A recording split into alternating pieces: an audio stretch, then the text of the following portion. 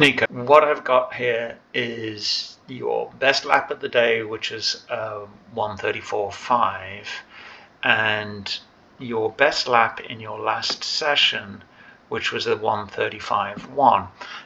And I think there are some points to show here, which is why I'm showing both of these laps. And if you look at the data, it's a pretty good overlay. The 34.5 is in red and the 35.1 is in blue. So we can see pretty much for the whole lap, if you look at the time compare at the bottom, you are neck and neck with yourself right up until here in turn 4. I'll explain what I think happened there. And I've also got some baseline data. It's actually from Chris McMurray to overlay in various places, but I want to look at comparing your two laps because there are some very specific gains that you made, and then I'll add Chris's stuff in as necessary. So let's have a look going into turn 6, and we can see here that you are pretty much identical. I mean, there's very little difference in the time. By the time you're out of turn 7, there is 0.09 of a difference, with the later lap just being very slightly slower. But let's just look at this first section, and let's just go here. What we notice first is there's a speed differential. So you were actually a little faster coming into here, 1 mile an hour faster on the later lap, but yeah, you came off the throttle early. So just here you breathed off the throttle. I'm not showing the braking here. What I'm showing is the deceleration trace, because the lap that I have from Chris doesn't have the braking in there. But I'm showing the deceleration trace, and you can see again it's still quite gradual. If we actually bring up the braking, here is the brake pressure chart. We can see it's very, very similar to the deceleration line. So what we're seeing is on the later lap you were very, very slow onto the brakes, and this shows with a smooth deceleration. Got to be quicker onto the brakes, more like you were earlier in the day. I like this nice aggressive hit onto the brakes, and you probably stayed on the brakes a little long. But what you were able to do with this smoother braking for the blue was you were able to carry more speed into the corner. So you have a 3 mile an hour differential here, but you stay on the brakes way longer, all the way down to the start of the curbing nearly, and that negates the gains that you got. Now let's bring up Chris's entry into the corner, and you'll see the braking trace is just this big square, which is why I'm not using that. Let's just get rid of that again for the moment. So Chris is in black, and you can see first of all he's coming off the throttle a lot later. So that is after the 2 cone. If we look at the track map down here, that's the 2 cone where he's coming off the throttle. His braking is also actually is very, very similar to what yours was in the morning. So let's keep that pattern that you had in the morning. Let's just move it a little closer to the turn-in point. But what you can see is Chris, his level of braking is very similar to yours, but then he's off the brakes a lot earlier, and as a result he carries more speed into the corner, and the speed differential is 9 miles an hour. And you can see also from the map that he's turned in a lot more. What I did notice looking at the steering angle is that typically Chris has more steering angle earlier in the corner. Now looking at your turn-in point, it's very, very similar. So you're turning in fractionally later, but he's just turning in more. So let's get more of a steering angle in earlier on and get it down to that curb. Let's get him out of the way and go back to yours, and let's look at the whole sector again. So what was noticeable both in the morning and the afternoon is there was a lot of on and off on the brake pedal, and there seemed to be more in the afternoon, which hurt you on your exit. You can see that your speed is down 1 mile an hour, very consistent between the 2 laps on your braking and off throttle. It's pretty much identical, and we can see that in the lap times. What I want to look at here is the track trace. The white line is Chris, the red and blue lines are you, and you can see the red and blue lines are pretty much identical. Now what's happening here is Chris is turning in at the same point of view as you, but not turning in as much, and you can see here the track is pretty much straight at this point. Chris is maintaining mid-track, and we'll look at this on the video as well. He's staying mid-track all the way around, having a much wider arc.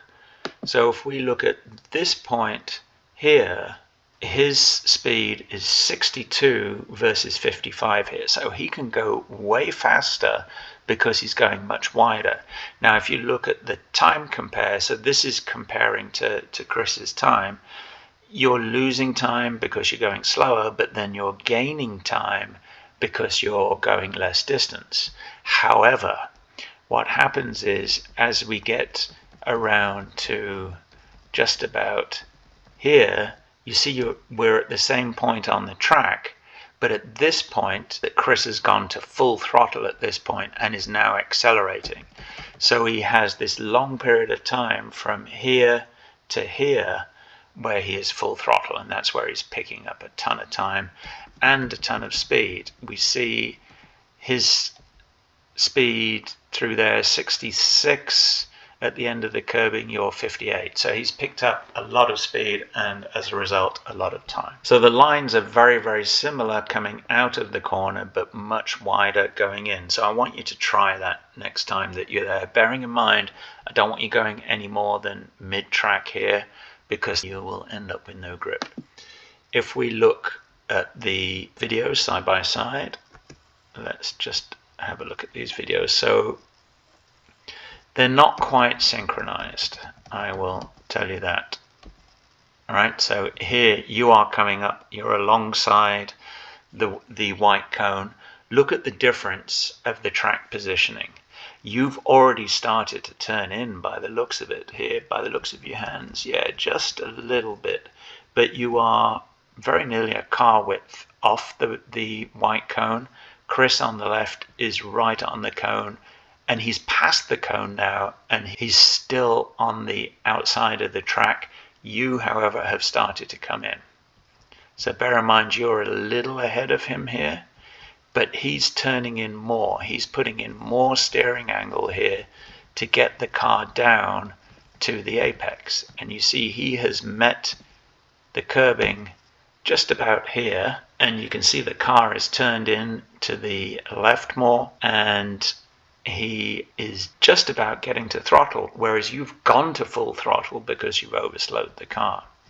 Let's bring this round a little bit more, and we can see here we're in a similar position. You're slightly ahead here.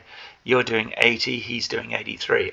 80 is really, really good, but that's not your slowest speed. Your slowest speed is back here. It was 76 back here.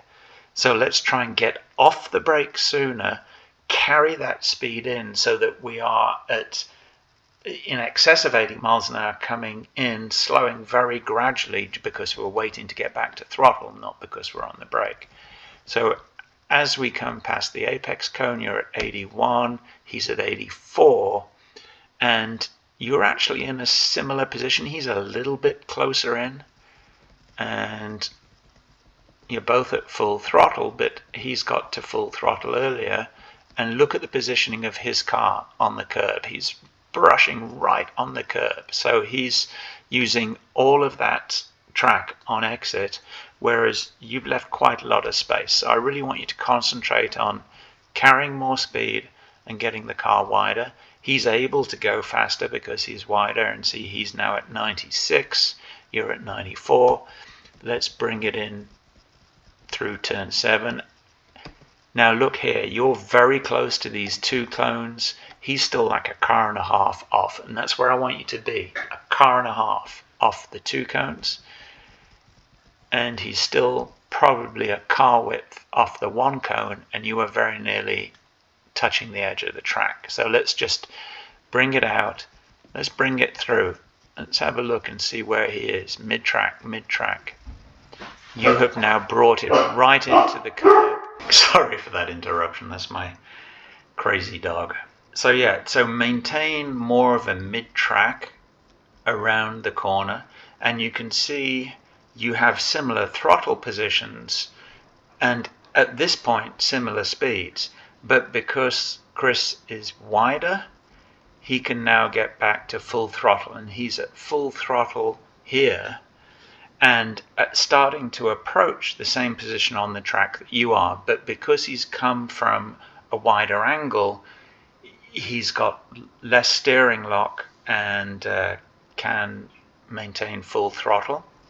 Let's just take it through and see where he ends up.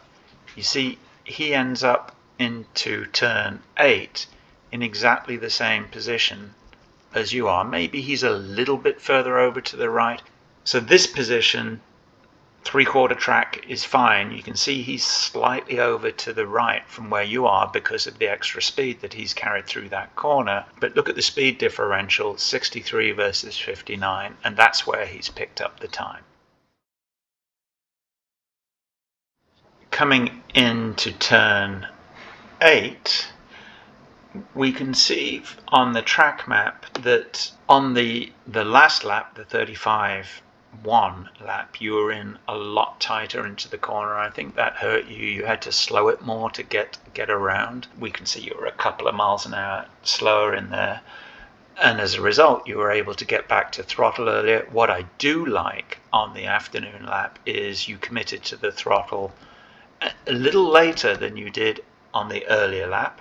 If we look at the throttle trace, on the earlier lap you went to throttle, came off and went back.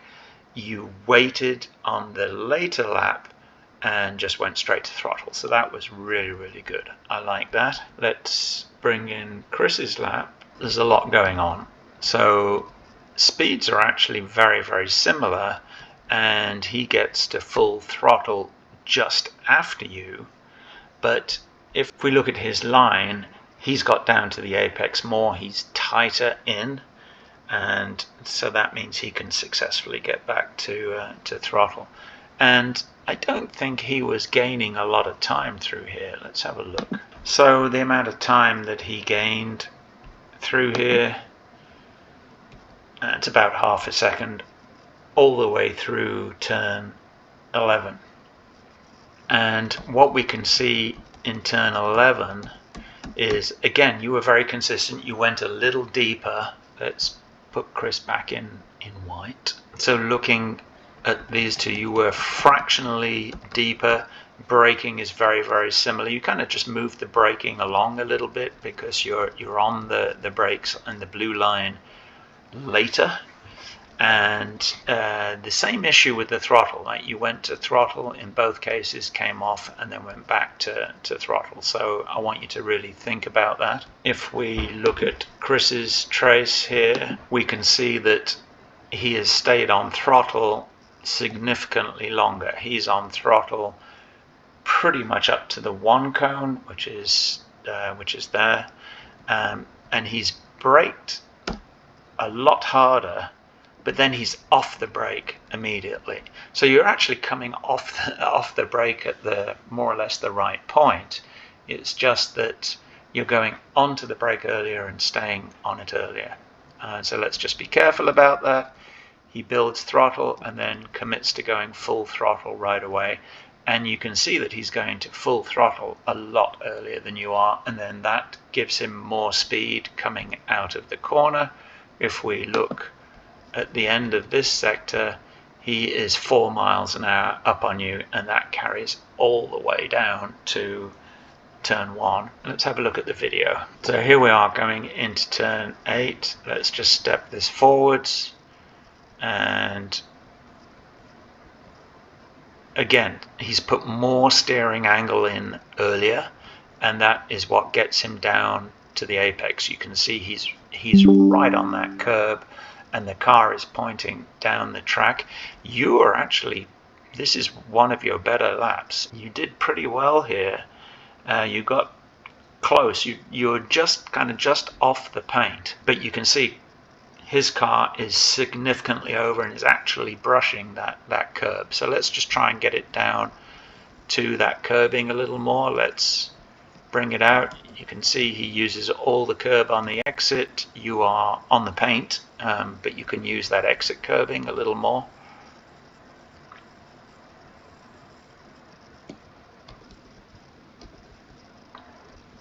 Let's bring it down. So as you can see, this is out of sync, but you're coming off the throttle after the one. The data and the video don't seem to be synced, so I'm actually questioning the on-screen throttle and brake positioning. I don't think it's right. I trust the data more, but we can see Chris is right next to the cone, and you were right next to the cone. Very good. And let's have a look at the turn-in.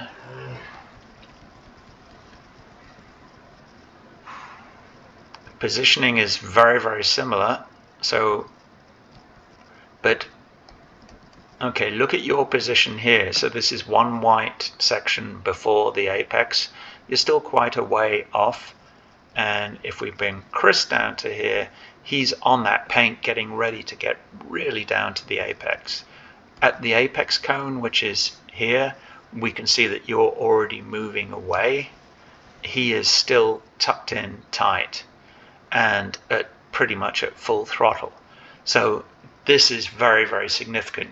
Just put in more steering angle earlier on to get the car turned in more, because you're wide of the apex, not quite turned in enough, and that means the car isn't pointing down the track enough and you can't get to full throttle. And this is why you're having to do that on, off, on, off. You see Chris is full throttle here. You're waiting to get to full throttle. You're easing off the throttle. Now you're at full throttle. And that's what has cost you the 4 miles an hour.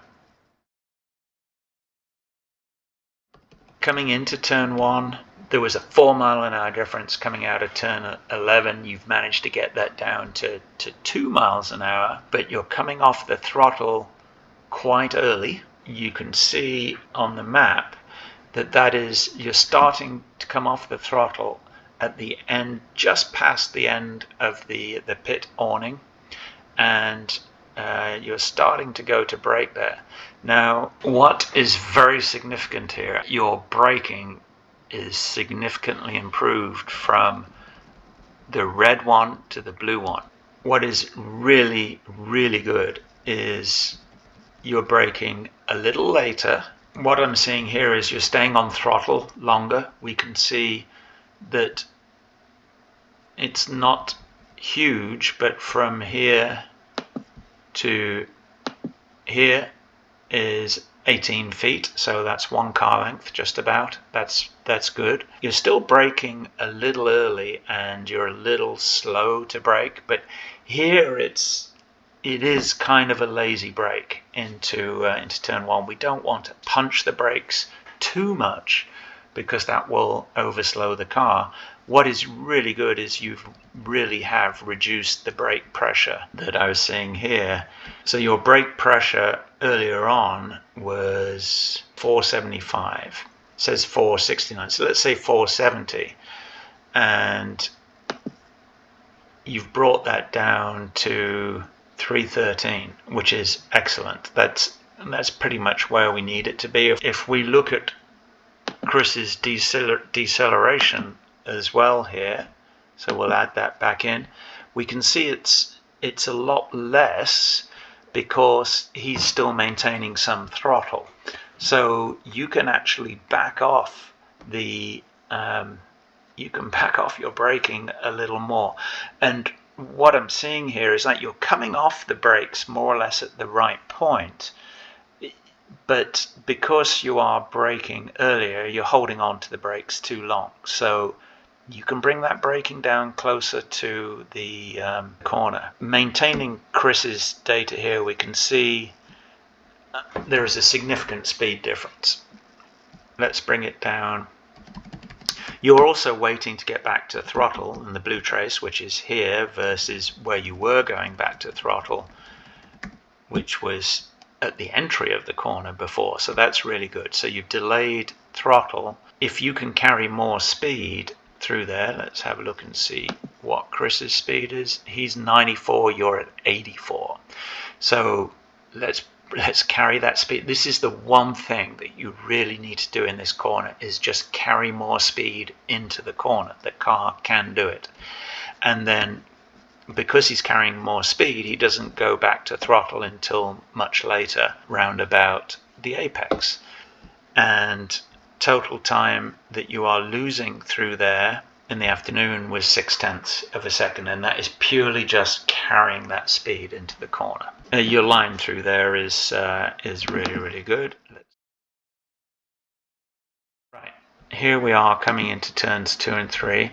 Now, because Chris has significantly more speed coming into 2, he is already gaining time, and he's braking a lot later. We'll look at the video on this, but it looks like you're still braking pretty early. It looks like you're braking, let's say, 2/3 of the way between the two curbs, where you need to be about half. So we need to bring it down to about here, which is where I've put the cone. Your strength of braking, again, you've reduced the strength of braking in the afternoon. We can see the blue line is below the red line. That is very, very good. So you're getting back to throttle at more or less the same point. You got all the way back to throttle and then backed off and then went back to it again. So, I mean, it was very, very similar. Now, I'll just reiterate this. You need to be able to get to throttle and then commit to it. Let's have a look at the video. This lap is the afternoon lap, the 1:35.1. Great. This is really good. Right, so we can see that my marker is there, and you're starting to come off the throttle before, and you're on brakes before. Ideally, I want you to be on brakes when the back of the car is in line with the brake marker. I put it there so that we can get to it gradually. I want you to hit the brakes at the moment right here, not here. It's not much. Car positioning is good. Let's see how we do on turn-in. So you're wide of the apex here. Look at the car positioning on the left versus your car positioning. So that's giving you problems, and you're moving away from the corner. So let's turn in more at the start of the corner. This is where there was that delay on getting back to throttle. You go to throttle, come off, and then go back again. Let's commit to the throttle. You see your speed at this point is 62 and Chris is 67. Let's take it down, and he's all the way up. You can see his car is tilted. He's gone all the way up on that curbing. Let's use that curbing. It is very friendly.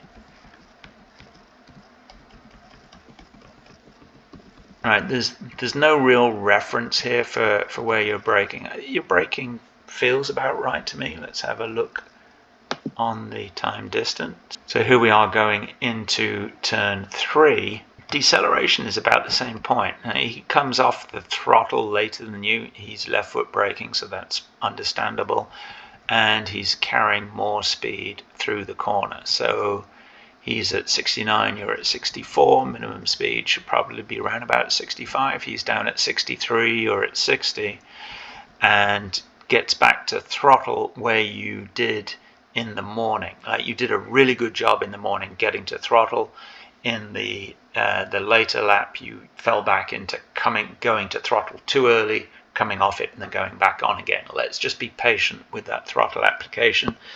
And if we look at the trace, we can see he got down to the apex more and had, as a consequence, had more room on the exit. But let's have a look at the video and car positioning. We can see he is right down on the curb. You are a little bit over to the left and moving away from the apex. He's still turning into the apex. So once again, let's just turn it in more and keep it turned in, and then you'll be able to get to throttle sooner. Good.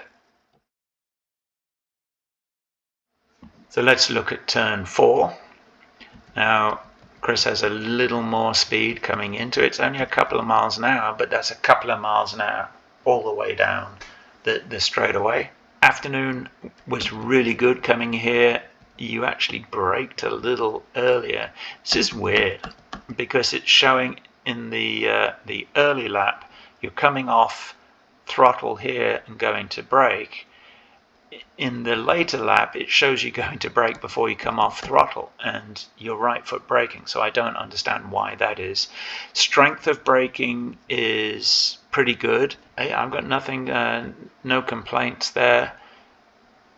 And because you're braking fractionally early, you're not carrying as much speed as you could into there, but that is minimal. I'm not that concerned about that. Now, what happened here was very interesting. If we look at the red trace at the bottom, you can see you're just gradually losing time, and that's just because you're a little slower through there, but your line was decent. And if we look over here, we can see you actually had a very good line through there. Actually looks a bit better than Chris's did. The blue one, you were going across the track, and that's why we see this jump in the time. It's because you're not actually gaining any distance on the track, I think, but it was very noticeable. If we look at the video, so here we are coming into turn 4, and let's bring it back so that you're at the white cone. Now, if you look, when you're right opposite the white cone, you are quite significantly into the track. There's probably 4 or 5 feet off the outside there. If we bring Chris forward to the same point, he's just started turning in, but at the cone he's still pretty much out there. So you can give yourself a little more room. This isn't super critical, but it's one of those small things. As we bring it down, you see on the right, you're very wide of the apex here, and this is where I say you're kind of going across the track. So if you look on the left, the car is tucked in and it's turned in all the way to the apex. He's a little wide of the apex. You actually did a better job in your fastest lap, but on the right you can see that you're way off the apex, and that has delayed you getting to throttle for a long time. You're not on full throttle until here. If we bring it back, Chris is on full throttle here, which is right at the apex. That's what you want to aim for. So let's just get that, be patient, get that car turned in more, and let's get it pointing down the track. So the blue lap is considerably outside the red one. So that's what hurt you. And I think this drop in time, if you look, there was very little difference in the time. Red was actually slightly slower because it's above the blue line coming into the corner or through the corner. But here, red was able to go to gas at the apex. Absolutely perfect. You nailed that in the morning. In the afternoon, you tried to go to gas slightly too early. You started going to gas back here, which, as you can see on the left, is halfway through the corner.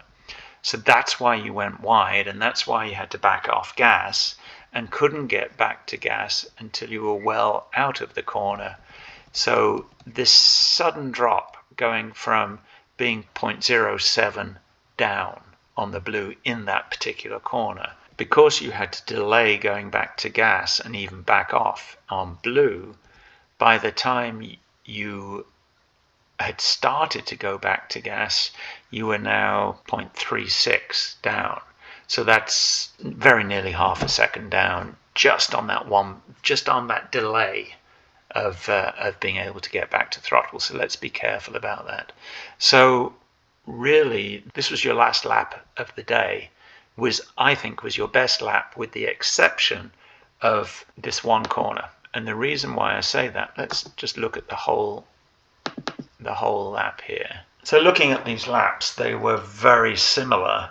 What I liked in particular of the later lap is your braking was typically less. We are backing off on the braking, and we can see it particularly here. This is turn 1, this is turn 2, this is turn 3. So, and the same in going into turn 4. Your braking was less. You were very, very similar here. This is going into turn 7, it was less. Turn 6 was less. So huge improvement on the braking. We just got to keep working on that and work on carrying more speed into the corners. So all in all, very good. And in particular here, what stands out on this lap is turn 1. You carried a lot more speed going into turn 1, and you went back to throttle at a more appropriate place, and you picked up, how much time is this? You picked up 1/10 of a second through there. But I particularly liked here, which is right at the entry into turn 1, you're at 94.